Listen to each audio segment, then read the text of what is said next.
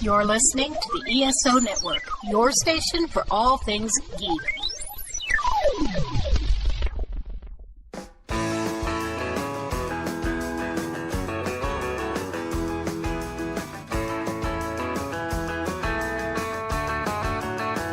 So, welcome to the podcast, Steven Seagal. Yeah, this is a big deal because this is a movie that actually is got some heavy hitters. Seagal, it's also got Gary Busey, and they're just jawing at each other. Although I guess Gary Busey does most of the jawing. There's so much jaw there, but also that of course Seagal doesn't talk much. He's more stoic.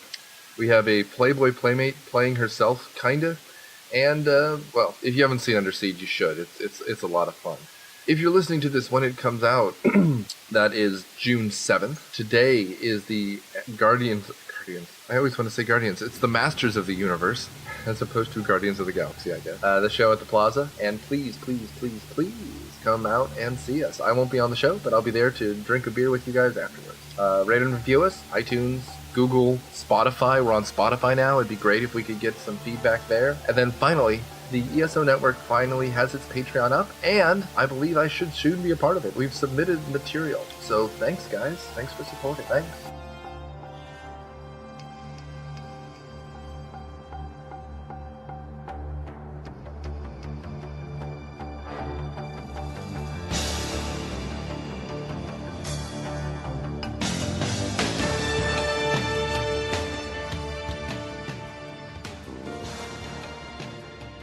Wake up in the middle of the night with cold sweats thinking about professional wrestling? Have you ever done the Ric Flair strut thinking no one was watching, but they were? Woo! Have you ever binge-watched 18 hours of The Ultimate Warrior only to want more? If the answer is yes, then do we have the cure for you? The Pro Wrestling Roundtable. We talk about the past, present, and future of professional wrestling, brother. We review wrestling movies and even jump in a time machine to review past wrestling events. You can find us on iTunes and www.theprowrestlingroundtable.com. Also on Twitter at podcast PWR. Also join our Facebook group at facebook.com/groups/ESOPro. We bring the squared circle to the round table.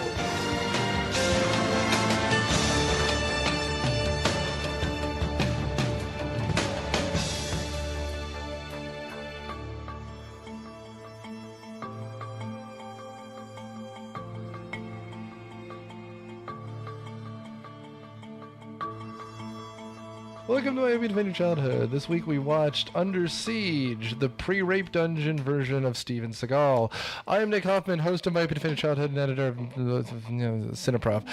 On the panel we have Matthew W. Quinn, author of the horror novel The Thing in the Woods.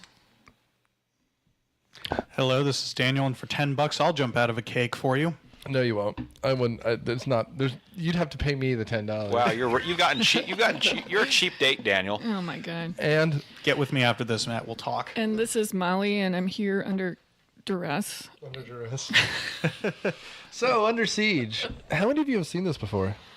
I mean, I'm sure. I think I might have seen it and forgot it promptly in like the 90s when it came out. It might have been like something that just showed on cable and might have been playing in the background. You know, I was going to not only agree with you, I think the sequel was on cable even more. Under Siege, what is it? Correct. In Dark Territory? Dark Territory, yeah. I was aware it existed, but I honestly never wanted to watch a Steven Seagal movie. I think the first time I ever saw him in anything was when he was in Machete. I've seen him in, God, so much garbage. He's in a lot of garbage. He still puts out that garbage to this day. I mean, I've seen his press conferences. They're not. Oh, yeah. Wait, isn't it just the same movie over and over again? Kind of, with worse and worse other actors around him. His more fascinating performances are when he goes to like Belarus and praises the dictator. All right. When he's on Fox News correcting people's pronunciation of Vladimir Putin. Or what was that novel he wrote about some Native American warrior fighting against the deep state? Oh my God. I can't even. I honestly cannot be bothered. So while we're not being bothered, Matt, why don't you give us our plot synopsis? Okay, so it's the early 90s. 90s. I'm thinking it's probably the fall or winter of 1991 because Bush is still president. And the USS Missouri, the great World War II battleship, which we used to accept the surrender of the Imperial Japan, has been retired. So it's making one last cruise from Hawaii to San Francisco to be decommissioned, along with the cook Casey Ryback, who doesn't get along with the executive officer. And a surprise party for the captain, it turns out, is actually a terrorist attack. They seize control of the ship and are going to sell the nuclear missiles. And it's up to the cook, a Playboy Playmate, and a motley crew of people who were not locked up in the forecastle to stop them. I love how you point out Motley Crue just then, and I'm like, when I was watching Tommy Lee Jones, I'm like, this is Motley Crue today. Yeah, they're all horribly old people. Yes. So I guess we can kind of get into little bits of this. So Matt, you started with the history of the boat for some reason. Is there a reason why they picked the Missouri, or it was decommissioned so they could use it? Like, I'm sure you looked. It was Wikipedia or TV tropes or some bullshit. They mention at one point that this is the 50th anniversary of the Pearl Harbor bombing or something. Yeah, that. And the Missouri was rebuilt in the 80s with cruise missiles, and they used it in the Gulf War. So this was, I guess the Gulf War was the victory lap before they retired it. No, actually, this movie was the victory lap before they... This might be the most, bizarrely pro-American, anti-American simultaneous movie I've ever seen. Yeah, kind of. It's kind of nuts. So I guess the montage we're getting, at the same time is that Casey Ryback, who is Steven Seagal's sort of character, he at least is thin at this point. He's in shape. Well, he used to be in shape enough to break Sean Connery's bones back in the day. That's right. He wounded him on the set of Never Say Never Again because he was a fight choreographer and accidentally broke his wrist. Was that it? Something like that. Yeah, whatever. That's a terrible movie, which we've talked about already. But effectively, we have this kind of scenario wherein he is the chef. He's making bouillabaisse for the captain's birthday. We forgot to mention the best part of this movie in the plot synopsis, and that is Gary Busey's drag show. Yeah, Gary Busey is the XO who is all teeth. He used to be a kind of handsome guy, I guess. Well, I found the teeth very distracting, and also he's... Do you like the way my teeth look, Molly? No, because I just kept looking at your teeth. Well, I had no idea what you were talking about because the teeth... Well, if you look close enough, they kind of look like mirrors, Molly. I don't know. Damn it, Daniel. And maybe he had gotten false teeth from a horse dentist. I'm not sure, but if there is such a thing. You want to ever know what happened to Mr. Ed? I'll tell you what happened to Mr. Ed. I stole his acting career. Absolutely. Maybe he is Mr. Ed. But we have this kind of, God, I don't even know. We're cutting in the beginning between that and some sort of Black Hawk helicopter carrying over a band and Miss July's 89. 89. Yeah. Miss July 89. Best part of this movie. Well, second best part of this movie. Tommy Lee Jones is the best part of this movie. Oh my Him God. And He's hilarious. We need to establish the definitive ranking now. Miss July's cake scene, Gary Busey in drag, or Tommy Lee Jones being Tommy Lee Jones? Tommy Lee Jones. because he's the longest in this movie. The cake my scene God. is 6 seconds long, and they forget about her, which is kind of the better joke. It is the best joke. I'll give you that. The fact that she gets in the cake, she's wearing the hat, and they start the music, and then all hell breaks loose. And so she's assumed in a dark cake for 45 minutes, and no one bothers to tell her. She comes out of the cake to a gun in her face because Seagal is like, "There's an accident. Someone got to the captain." she comes out of the cake doing her routine, thinking it's still on. Right. Why are you inside of that performer. cake? Consummate performer. Get out of that cake. I want to eat it. Well, now in her case, her eyebrows were very distracting to me. Yeah, her eyebrows. Yeah, eyebrows. Let's go with Sorry. Well, I'm not a 10-year-old boy, so it's okay. Although you're right, that was what our friend Chris said. He was like, "This is the movie I saw at 10." Okay, so the actress is Erica Eleniak. She actually was Miss July 1989. Wasn't she also in E.T.? I thought I saw that on the Tribune. I believe you're right. She's actually done a decent amount of acting. She's an acting coach now. Oh, boy. And she's been acting since age 10. She was in E.T., she was in The Blob, she was in The Beverly Hillbillies same year. She was in that remake of The Blob? She was. As who? Vicky DeSoto. Oh, yeah! I love that movie. Yeah. I smell a season 5 episode. And I mean, first of all, you're not wrong. I mean, because she's been acting less and less, so we might as well help resurrect her career. If I'm thinking of the right person, she's the person that the blob ended up inside, and when the guy went to like grope her, the blob came out I of believe her. you're right. Yep. Yeah. Yep. Oh my. That's why you don't grope people, Matt. Consent is important. And then her face, Affirmative consent, yes. and then her skull like collapsed internally, and She's in Dracula 3000 as well. That Real piece gory of trash. movie. Wow. Someone really needed to make rent. I mean, yeah, Nick Cage. That's why he does. Him and Seagal do all of these movies. Like, Well, I just need to pay for some more dental implants to really keep this look up. you got to up your southernness about 30% to get Gary Busey down. Right. Howdy there, partner. Now, Ryback, I'm sorry, man, but you got just throw you in the cooler for a You minute. sound like Joel Osteen. I'm not sucking the money out of every orifice on your body. Well, I Oh can my give you the God. way to happiness, but it's going to require a lot of money on your part. If you ignore 2/3 of the Bible, you can suck money out of people.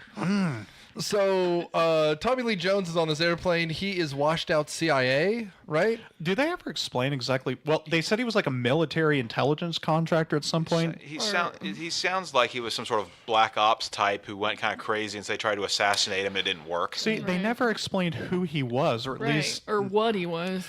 The way I got it is he's a government fixer. He's someone that they send in, as they said, at the weak points in like a government to cause an election to go, to steal nuclear weapons from a sub. And in fact, at one point, a low-ranking so-and-so, a commander of one sort or another goes, he's doing exactly what we trained him to do. And you're just like, oh, fuck off. He references having attended the War College, so you apply to the War College as a colonel or lieutenant colonel. I guess it's a step up to be a general, so he sounds like he was pretty high up. TV tropes? Wikipedia? Yes, Wikipedia. all right. Called fact-checking. You see, You're fact-checking a Seagal movie. Yes. Oh my God. Did his turtleneck that's have enough folds? dedication. Wait, that is dedication to this program. To your podcasting craft. See, unlike The Rock, where they openly explain who the general is and why he's pissed off, I'm like watching the entire time going, all right, you escaped from a hair metal video. Good for you. Why do you want these nukes? Man, and you know what? The problem is he world's ruined his biggest career as a pyrotechnics. musician. Oh, yeah, that's He could have stayed on as a pretty decent harmonica player in a blues band. I know why a metal band would want nuclear weapons. They'd be the best pyrotechnics ever. Absolutely. No. Well, I mean, back in the day, didn't Tommy Lee Jones and his college drinking buddy roommate Al Gore start their own country band and go to honky tonk bars just to pick up women? Yeah, no, they used to go to dives and do it. Yeah. You know, I makes you realize this. He should have. They probably tried to cast, and he said no. Bruce Willis, because what's his alter ego? Oh, Yeah, Bruno. right. Bruno. Yes. Like, can you imagine Bruno? And he goes, "I'm not playing second fiddle to Seagal." You're going to play Right. this for us, Mr. Willis. I mean, Mr. Bruno, sir.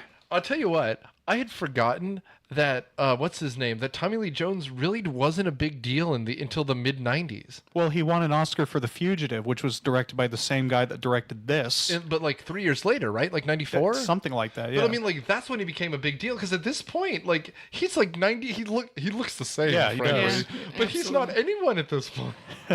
Like, he had been in 200 things, but must have always been in the background somewhere. yeah. But that being said, Did you know I won an Oscar before Tommy Lee? for what? The Buddy Holly story, I think. Oh my God, you're right. Also, that unless I was looking at you directly doing your teeth thing, I would have no idea you're doing your music. I want to know how I got these scars. I'm It's the trying same my- impression, man. I'm trying my best, man. I'm not There's saying I could do better. There's really only No, one wait. Are Gary you Busey. which one are you doing, Busey or Tommy Lee Jones? He's trying to I'm do trying to abuse. Busey. Okay. If he was doing Tommy Lee Jones, there'd be more cackling. Okay. Yeah. There needs to be more cackle. All right. Well, It's okay. very important. You need to up your cackle game a little bit. Okay, I understand. I understand. The bit's not working. We're gonna cut it out. All right. No, we're not. No, we're not. Young Tommy Lee But now Jones is a your good teeth looking- are distracting me. So. No. What? All right. Yeah, Samuel Gerard. And he was in JFK this year too. God, he almost acted. JFK came out the same year as Under Siege. No, the year before, 91. I'm Okay, sorry. okay. Yeah, whatever. Fuck it. All right. All right. He was Ty Cobb in 94. He did. In the Ty Cobb story. How to be The Trump's baseball? lawyer. Yeah, I was about to say the baseball player or the lawyer. I need to stop looking at IMDb. It's not helping anyone. And you make fun of me for Wikipedia. Yeah, I know. Yeah, but this is real stuff. Oh. I change Wikipedia articles right before Matt checks them just to make sure he's saying talking Yeah, I'm pretty sure bullshit on that's them. probably But true. how do you know which ones I'm going to look at? Ooh. I work for the NSA. So, He's one of those black op things. thanks. Like- You know what you have about the understanding of that this movie does, so you're not wrong. Yeah, how exactly does that work with the cook? With the cook. Yeah, okay, so the Gary Busey gets all toothy in Seagal's face. Seagal tells him to go screw off, and so he gets locked in like the refrigerator, like the meat I'm locker. so holding back the toothiness right now. I know. I know. You can see it, can't you? Be strong, Daniel. I'm trying. And I'm only a human. He's twitching now. He can't Born stand to it. make mistakes. Oh. No, I've already made plenty, but She got what the it. hell does that even mean? It's a song. There's a chorus of a song, "Only Human, Born to Make Mistakes." I can't remember the song.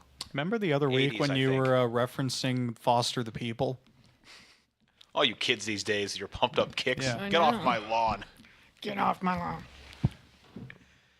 Just let that float. One Redford man for a minute. Yeah, We it's, all float down here. yeah, and it's pretty much the thing that would float. Pretty much. Just saying. Okay, so we were with Seagal in the fridge, and he gets put in there among other reasons. He refuses to wear his navy dress blues for the president's arrival, which that was interesting how they had footage of HW. Yeah, I mean, like the first act of this movie, I get the feeling had been set up for a long time, right? Like, Yeah. and the actor didn't matter. Seagal was the guy they got, He but produced this movie. I saw that in the credits. I imagine this was a script that was floating around since. I mean, to your point, Matt, he was out of office by '92. Like he was, you know, the election was '92 and he lost. So I imagine this script was floating around since '88, '89, and which is why you have a Playboy Playmate from 3 years before. Well, how old were the well, not how old, but how long after the Apocalypse Now Playmates had they been the cover girls? Well, I mean, I imagine it's a thing where they're under contract for X amount of time, and since we don't have Playboy clubs anymore, Oh yeah. it also might have been one of these things where she was literally an actress who was a Playboy Playmate, and they were like, we can just hire her. But my point is, the script was probably floating around for a bit. Seagal found it and was like, I'll make your movie if I can be the star. He was the sort of guy who they would find crying after reading a script in his office, and they'd like ask him, "Why are you crying, Steve?" He's like, "This is the most beautiful thing I've ever read." And it's like, "Oh well, who wrote it? I did." Yeah. True story. Or crying because the woman that was in his basement finally escaped. Here's one thing that everybody who doesn't remember Steven Seagal needs to remember about Steven Seagal: he's a fucking asshole. And a maniac. I mean, then this is the height of his power. This is 92 is Under Siege, 94 is Deadly Ground. Oh, and that killed him, didn't it? Well, I think that was his biggest film. These two, like back to back, and then after this is the sequel to Under Siege, and then Executive Decision, which is awful, and then Glimmerman, which is somehow worse. That's where he's Vietnam vet who's like a hitman, and he's like, all you would see is a glimmer, and then he'd Didn't be he gone. do a movie with Ice Cube or some rapper at some point? He's done about 6 with rappers in the last 10 years. No, this was like something that was actually released in theaters in the 90s. Sheep Impact, Exit Wounds, is that one of them? Forces of Execution, Maximum Conviction. Tell me if I'm making one up, because I'm not. No. Guns Shot Straight. Cartels. Sniper, Special Ops. He plays a guy named Jake in that one. Ooh. This is all horseshit. So like he's branching out, This time I'm shooting a gun. But and I'm shooting straight. The last Steven. But then the next movie is literally called End of a Gun. So there was So he's on the wrong end. I hope so. Yeah. God, if he Any died, end of the gun I'm on I bet is you on it's the- in his is the right contract. He one. can't die in any of his So movies. my question is, if he's an asshole, then it's typecasting or he's not acting. Neither. Okay. I don't think he's acting, and I think no one wants to work with him. That's why he's in most of the scenes talking to himself. he really is like Calculon. 2 takes. I don't do 2 takes. Apparently, I heard an interview with someone who I think worked with him on Maximum Conviction, something like that. You know, like a movie in the last 10 years. And he doesn't even want to get out of his chair anymore. So there was a scene where he's literally in a rolly chair doing a fight scene because he just doesn't care anymore. Oh my god. Oh, DMX, by the way, was the rapper I was thinking of. And he was in a bunch of movies with him, right? Like, I mean, like kind of the way that Jean-Claude Van Damme was in a bunch of movies until he had like the Van Damme-a-sons recently.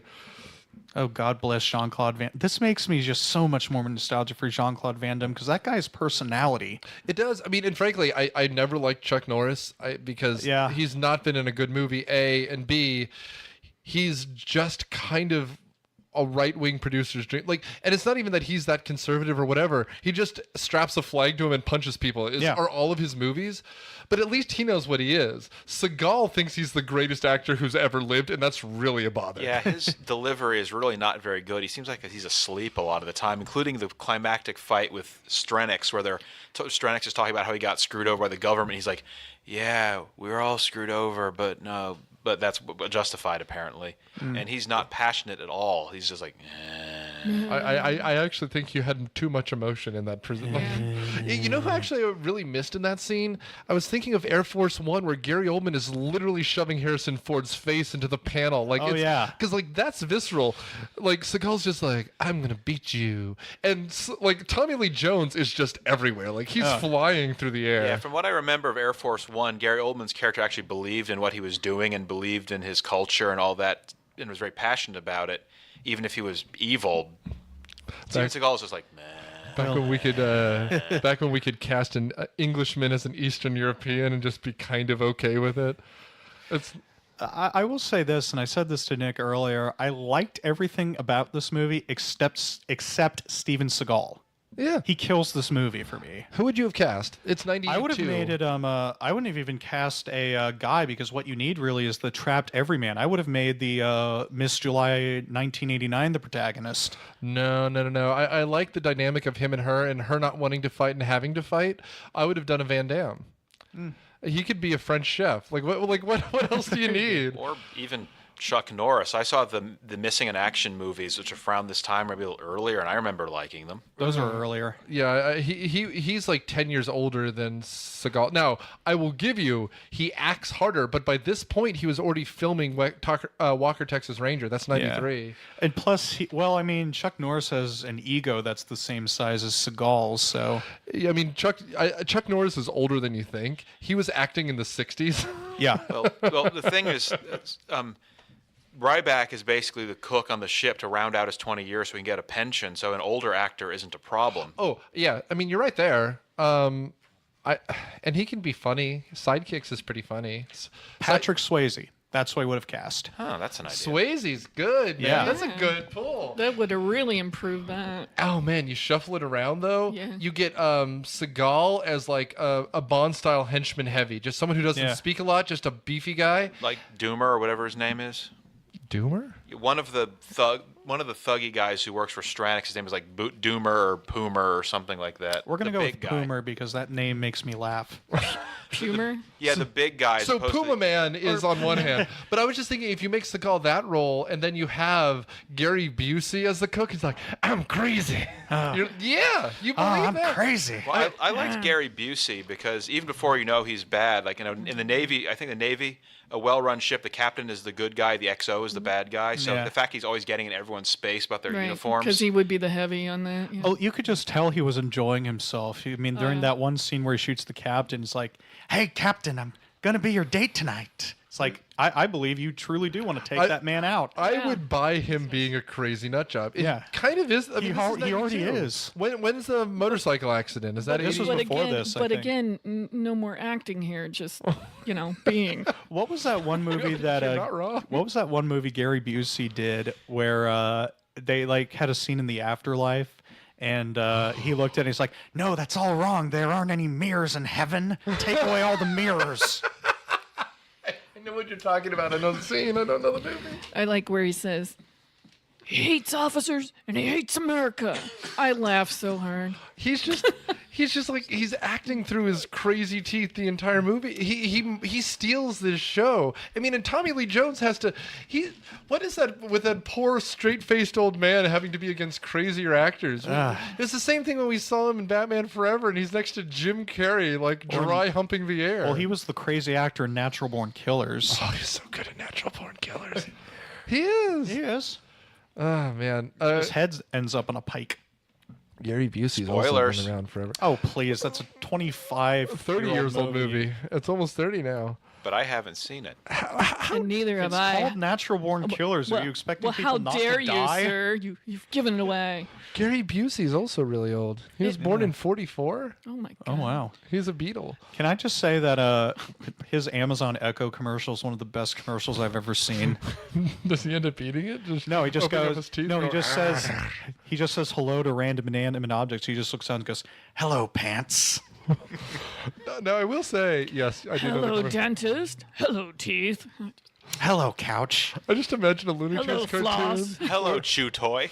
I imagine a Looney Tunes cartoon where he's in the dentist chair and then like he smiles and then like the little pick that the dentist uses just goes limp, you know, just like I'm not up to the challenge. They had a celebrity deathmatch episode of the Osmonds, and Donnie and Marie, the proceeded to eat each other with their perfect teeth. Yeah, that's So I possible. imagine Gary Busey's like chewing someone's face off. Nice poll with celebrity deathmatch there. I'm impressed. Yeah, that would be awesome. I'm shocked you watched Celebrity Deathmatch. Oh, That's I great. used to watch it a lot. I love that show. Great so show. much. That was the golden age. In 1999, Gary Busey was on an episode of Walker, Texas Ranger. It's Yes. All right. Oh, nice. so cool. He That's was some synchronicity there. Yeah. And he was also in Universal Soldier too. I'm Wow, done it's looking a at TV that. show starring two older action movie actors who got religion later in life. Yeah. At the Gary- same time, it's like some sort of cosmic What singularity. religion like did a- Gary Busey get? I'm Jaws? understanding he became a Christian after the motorcycle accident.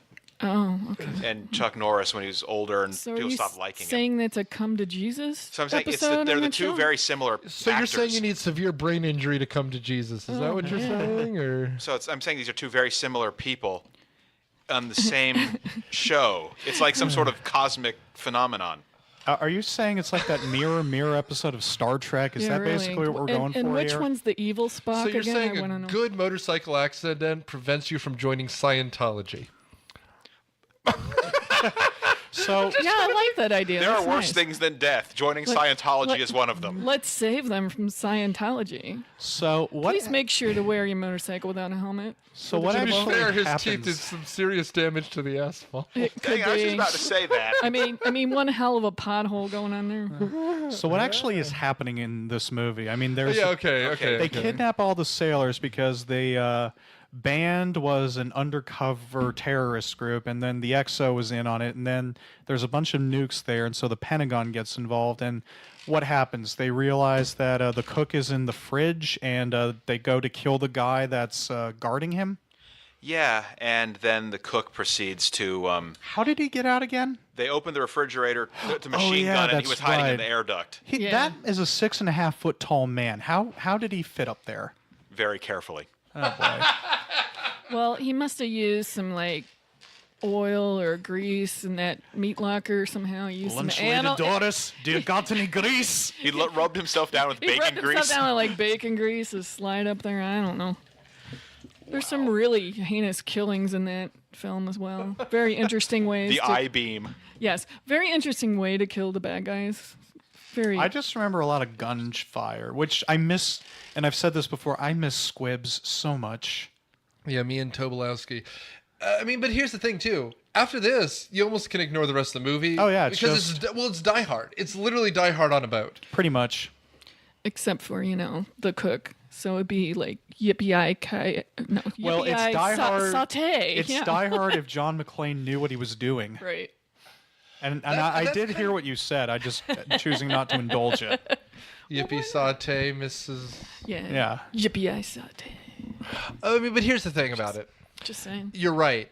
That's the problem. There's no sense of improvisation. I Yeah. mean, and to say that Bruce Willis is a better actor than Steven Seagal is not saying much because, duh. I mean, honestly, like the fact that in 5 years one would be doing, 7 years from now, one would be doing The Sixth Sense and the other one would be doing something with DMX kind of tells you everything you need to know. But like this movie, there's no sense of humor, really. Well, Steven Seagal does. Tommy Lee Jones is the one who brings in the humor, but Steven Seagal just does not. He's too serious. Yeah, Tommy Lee Jones and Gary Busey kind of play off each other. Like you see him, Gary Busey in drag. Yeah. Do I look like someone who has psychological problems to you? And Tommy Lee Jones is like, Kind of. no. Hey, have you checked out my rockin' tits? Yeah. Well, I mean, but the thing is, No, Daniel, I haven't. that's the problem with this movie. Like Well, also he's not attractive, out of drag, so it just wasn't good either way. It was kind of horrifying, actually. Well, I mean, and I've never been in the Navy, but maybe Gary Busey looks better than he does. Also, after 6 months at sea, you'll change your mind. No, have they kind of learned the joke they're nothing? making. Have they learned nothing from Apocalypse Now when they took those women in? There was a riot. I mean, you know. No, I think they picked up everything they learned about the Navy from that Village People song. Yeah. Exactly. From 10 Minutes of Hogan's Heroes or something like Well, Which is even about Well, I'll give them some Sergeant credit. Bilko. I'll give them. What was it? Operation Petticoat? There you go. That's a better yeah, one. that's the one. Exactly, I thought you were about to say Operation Dumbo Drop. McHale's Well, that Navy. also- That's the McHale's documentary. McHale's There you Navy, go. all right. Then the Tom Arnold remake from like 94. With Tim Curry in it. I remember that that's movie. A piece of shit. Oh, yes. Stay tuned. Even with Tim Curry? Tim Curry's in a lot of garbage. He's the Okay. best part of the garbage. Well, but there's a paycheck in it. Gotcha. Yes. All right. just imagine he's building a new bathroom. You're fine. You're fine. All right, You need to okay. finish your It's all good, bathroom. but- You do a shitty movie. You finish the bathroom. And then you might be it. Yeah, So, exactly. Okay. Pennywise. Oh, Pennywise. He's good at You're Pennywise, either, though. Wait, No, he's- you're either it or shit. Yeah, there you go. Put the demon clown on a boat. There you go. Which is essentially Which I think they did Jason Takes because it Manhattan. was Yeah. Gary Busey and drag. There It's you go. Demon clown and yeah. full circle. Hey, kid, do you want to see what I got down here? In the faux soul. Oh my god. Yeah, boy, you are Navy people, huh? Yeah, and so from now, effectively, after saving Miss July from a cake, where she apparently has been napping for the last hour. Well, it implies they drugged her, doesn't it? Like Because they gave her, she was seasick pills. seasick and they gave her stuff. seasick pills, but didn't they knock her out for a while? Well, she had but taken seasick extra. pills are Benadryl, and she just bottoming them out. So Well, Okay, well, I- she had taken extra because she was extra sick because that was her logic. whatever.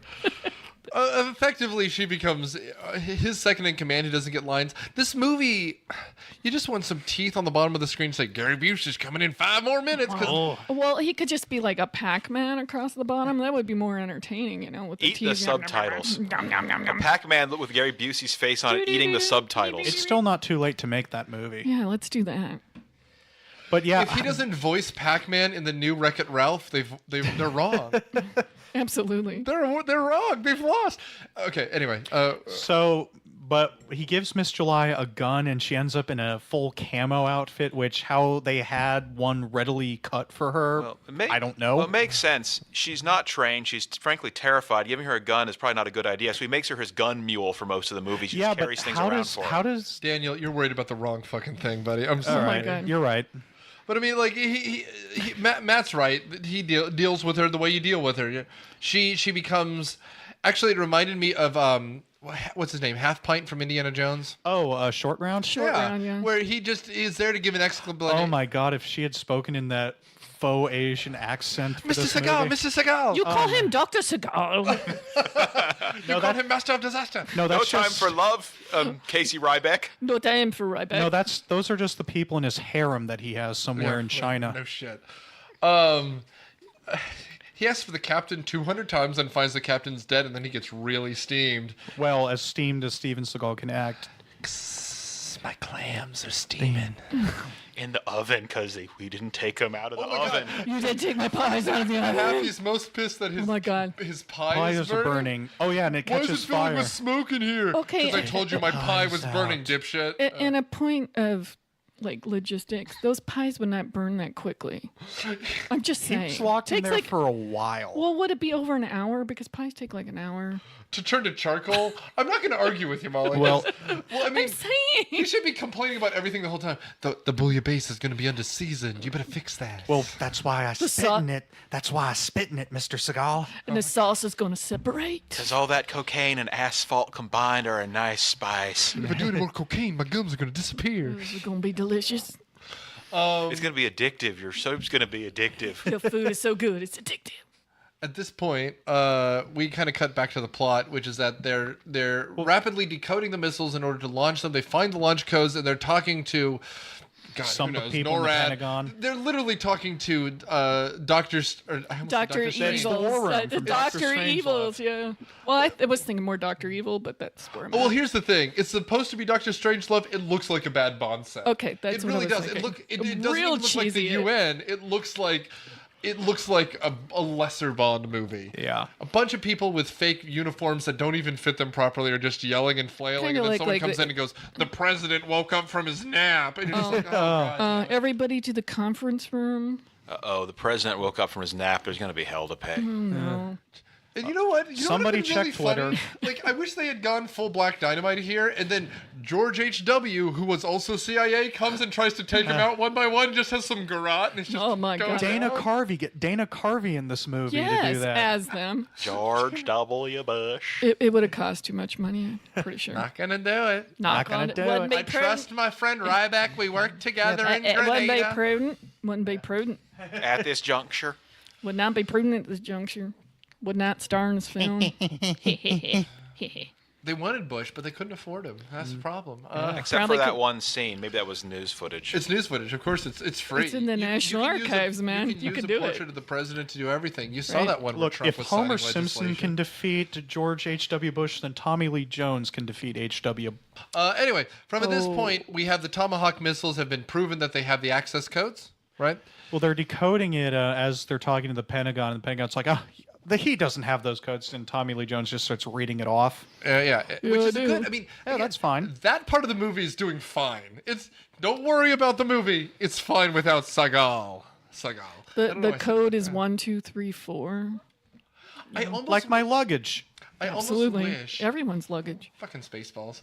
I almost wish they hadn't done the hero being there. Like, I wish the big name actors had been Busey and Tommy Lee Jones, and then have almost a no one. Like, it would have been cool to have an unknown. Oh, wait. Jason Statham. No. It was a no one. It was Seagal, right? Seagal had He'd money. already done He was stuff. the producer. Oh, okay. Like, and so, like, to me, like, it would have been cool if he was almost a ghost. Like, they didn't know who was taking people out. Like, that would have been a neater story. Oh, that'd be a much better film. And that is a movie. I don't even know. Whatever. So kind of a villain protagonist thing. Well, no, had the protagonist just be the named people. Right, and all of a sudden things happened to the bad guys, the henchmen, and just weird stuff happens, but you don't see the person doing it. Oh, so- it's kind of like an early Rambo movie where Yeah. like people are just like, we're gonna get this guy who's from out of town and a veteran, and then all of a sudden they start dropping like flies, Right. and or like Predator, where all of a sudden like All people are the- missing, and like that's Yeah. much more interesting Right, to me that'd be because very Seagal cool. doesn't want to be in this movie, kinda. Well, also, He doesn't really want to be in any movie. He considers it a privilege that a camera is allowed to photograph him. You know who it should have been? It's 92. Nick Cage was a person. oh yeah. Nick Cage would have been great. Him against Busey? I don't know. Was he doing action stuff at that time? No, but that's just it. He would have been mild-mannered, and so we could have seen him freak out, because at this point, what is it, Leaving Las Vegas has already happened? No, it hasn't yet. That's still a couple Moonshot? years. Moonstruck had, yeah. So we have Moonstruck. So he's a good actor. He's an Academy Award nominee at this point. Mm-hmm. And he's just mild-mannered Nick Cage, who can all of a sudden kind of lose his cage. He's Not out of the bees, cage. not the bees. He's out of the cage. Yes! Release him. And that's the tagline. Nick is out of the cage. Yeah, there you go. You know, his real last name is Coppola. Yes, it is. but Yeah. he didn't want to, Yeah, ride the you're right. Coppola tales of that. Las Vegas is 95, so Yeah, up with- yours. Whatever. Son of a comparative literature professor, August Coppola, whose brother is Francis Ford, There Yep. you go. and a dancer choreographer, Joy Vogelsong. Okay. He's such a good-looking man. Have I ever shown you the octopus that I use to study acting? There are worse things to do with octopuses. Octopi. Gross. You're off the podcast. I'm turning down your mic. What was that, anyway, what so was that Bond movie? Gross. Oh, boy. All gross. What? At this point, I guess the military, they're sitting in SEAL Team 5. They blow up. Yeah. Well, because they reactivate the cruise missiles that are on board yeah. and shoot them down. I think Which is that- why SEAL Team 6 had to get Bin Laden. SEAL Team 5 died on Yeah, the set they of were- Under Siege. they were didn't tell them gone. it was going to happen. Yeah, these guys were pretty smart. They knew in case they ganked up their anti-aircraft weapons, they had a couple of guys in the submarine with rocket launchers. Yeah, it's pretty exciting. And what's the whole thing? They've also stolen a North Korean sub, which North Korea apparently has subs that don't sink. So congrats. Well, and the way I understood it was this was one of his missions when he was still for the CIA. And like he had taken it, then he made it look like it had sunk, and then he was keeping it around. Are you sure? Yeah, 'Cause that seems too complicated for this movie. Yeah, that's a problem. That's neat. The whole thing is needlessly complicated. Are you sure? Because And I don't know. then they're going to steal the nukes off the ship, even though they've already technically stolen them. And then what? Sell them. Yeah, this is a whole sales plot. Couldn't you just do what Dr. Evil did and like hold a city ransom or like hold the Pentagon ransom? I don't. You got to get them somewhere. They were crazy, so this is why. Yeah, It's the 50th anniversary of Pearl Harbor. You forgot the craziness. Pay me or I there. nuke Pearl Harbor. I mean, like, and No, you're a good thinking idea. too much. You're way thinking too much. Yeah, I mean, and even what I thought they were trying to do, honestly, was that they were going to blow up the ship anyway, or do like the suicide by cop thing where they knew the military was going to blow up the ship to stop them, and they just wanted the nukes off in advance of that. But this is, again, way too complicated. It should have been a Bond plot where we're holding the world for ransom. For $1 million. That's kind of the movie. Well, eventually, Steven Seagal and Tommy Lee Jones have a fist fight, and he breaks Tommy Lee Jones's neck. Am I remembering that right? He like, pulls out one of his eyeballs. That's right. Oh, I was wondering what he pulled out. I thought it was his heart or something, and I just couldn't. I don't know. I think that's Indiana Jones. All right, I might have blanked And I out. He imagine does the old Tallyma Shocky Day. Well, Maybe Yeah, I was just that's what- hoping he pulled his heart out. I That's didn't what- realize that's it was what his it's- eye. That's what I'm Oh, imagining. man. Steven Seagal has got Tommy Lee Jones up at the console, and he starts chanting Kalima and rips his heart out. Well, it actually ends. Remember that whole thing at the beginning, how he refused to wear his Navy dress for the president? They have the funeral for the dead captain, and it's Steven Seagal in full Navy regalia saluting the coffin. Right. And that's not a bad way to end. That's fine. I mean, you know what? I realized why I kept making the casting choices I did. I wish this movie was more like The Rock. Oh, yeah. It's very similar in a lot of ways, and Ed Harris as the captain is a pretty damn good pull instead of Tommy Lee. I like Tommy Lee, but, you know, it's not much. And Michael Bay direct the action. I mean, we already did that movie, but it's so a much good movie. homophobia in The Rock, though, with that barber. So much homophobia. There's plenty of homophobia, which they managed to avoid for a Navy movie pretty well, actually. Are you sure?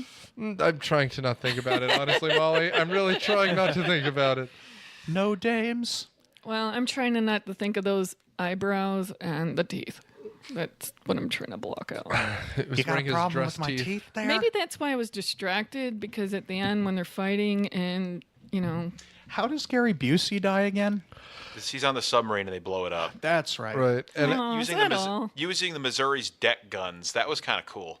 Oh no! Yeah, I mean, it's pretty awesome. they did the actual like action sequences pretty well. The choreography was even I'm fine. pretty sure this director was nominated for Best Director for doing The Fugitive. I don't think you're wrong. The Fugitive's a masterpiece. Oh, The Fugitive's amazing. The sequel's a shame.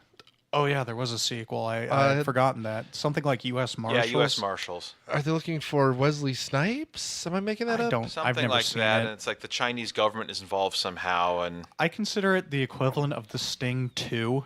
It's sort of something that doesn't need to be there. Yeah. Right. It's extra. Paper Moon. Paper Moon has... No. I mean, it's essentially this thing too. Yeah. Anyway, we've talked about this enough. Let's give it final thoughts. Start with Quinn. What do you got? Okay, the movie's pretty entertaining. It's never boring, and I like Tommy Lee Jones as an actor.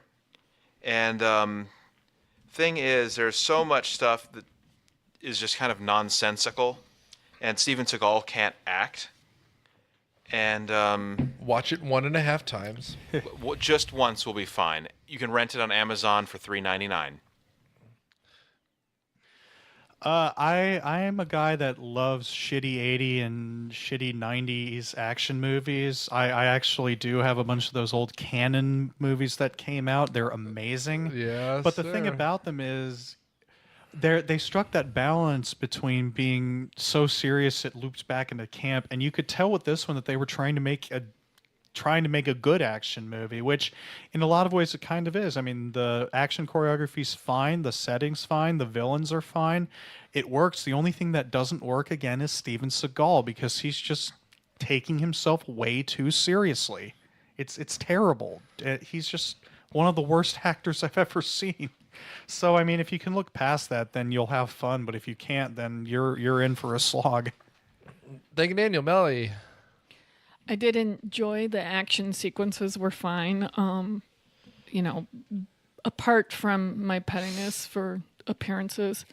Steven Seagal again, no thanks. They could have interchanged anybody in that. And I do get Gary Busey and Nick Nolte confused somehow. You're not wrong. One of them is significantly more sober. They all blur into this mugshot of Nick Nolte that's on Smoking Gun. So, yeah. Otherwise, it was entertaining. I mean, I did enjoy the heinous and weird ways that the criminals died. That was pretty fun. So I usually give Matt a hard time on these, but he's wrong here. This is a watch. This is so good. And he's right. You can watch it once, but then you should watch it twice, and then watch it the third time, and then a fourth time. This is so much fun. And guess what? It's less than 100 minutes, man. Like, it's quick. They've even the beginning when they're setting up nothing, because this movie needs no explanation. It's funny, it's quick, and then the terrorists take over in 10 minutes. Like, you can't beat that. It's the perfect, like, Sunday afternoon, it's on TBS movie, and it's also, like, I didn't even bother taking notes. God bless you guys for trying. I poured myself a whiskey and just watched the movie, because this movie is kind of just goes. Well, honestly, I had to crack open a beer, even though it was a weeknight, just to get through it, but I found it funny in places where I don't think they thought they were being funny. Yeah, you're right. You're 100% right. Is that the right reaction? Because I was totally laughing at things that I'm sure they were taking seriously, but it was so over the top, it was hilarious. But I mean, like, in a theater of 100 people or whatever, I'm sure they were laughing too, because, like, you're right. He has about as much charisma as a wet blanket. Yeah. Like, as like a damp, like, you're in a bathroom, you're trying to dry your hands, and the hand cloth is already wet. Like, that's what it is. You're just like, he just whatever. needs to take a nap. He needs a nap. Yeah. He needs the coffee he's making in the first 2 scenes of this movie. Right. Anyway, regardless, this movie's great. You got to watch it. I forgot. I always forget to look up the next movie. I don't know what the hell's wrong with me. All right. So your it's a clue, long list, Nick. Yeah, right. Your clue is we go from a movie with only white people to a movie starring only black people and John Candy. So tune in next week and every future week when I put another little piece of your past on trial. Thanks, guys.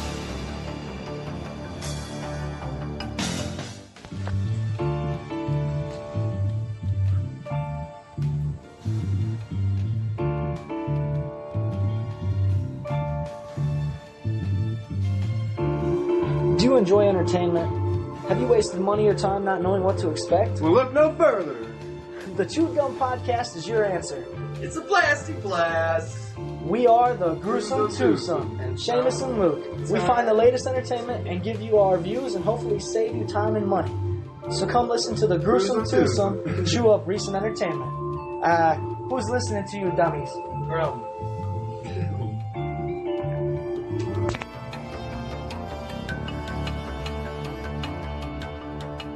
Myopia Defend Your Childhood is a member of the ESO Network and produced by Dude Letter Podcasting. It is hosted by Nick Hoffman. It is edited by Nick Hoffman and Candace Burns. The theme song is Caroline by the Serenaders, and their music is available on Amazon. Please rate and review us on iTunes, Stitcher, or wherever you get your podcast. And tune in next week when we put another little piece of your past on trial. Thanks.